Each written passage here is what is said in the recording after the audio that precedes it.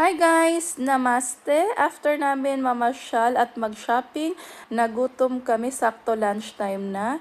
Andito pa rin kami sa Phoenix Mall and dito namin napiling mag-lunch sa Punjab Grill. Ayan, sa loob ng restaurant, napaka-aesthetic and umorder kami nitong grilled paneer or cheese and itong mint chutney and ito maraming onion and lemon at ang aming favorite buttered chicken masala and ayang naan na garlic and butter at syempre rice is life and ito pang isang chicken with sauce and nag-add nga din pala kami ng chicken kebab pero hindi ko na video dahil sobrang gutom namin.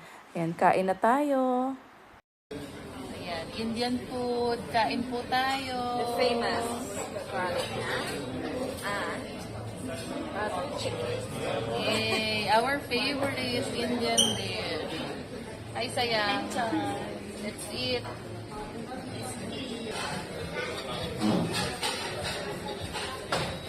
Hey, sarap. Yum yum yum. Sayang, masarap. Masarap. Was that? Delicious. How was it? Good? Masarap. Masarap. Masarap? Yes. My favorite. Kailangan pag kumain ka ng Indian food, nakakamay. And after kumain, binigyan kami nito. Ano to, Day?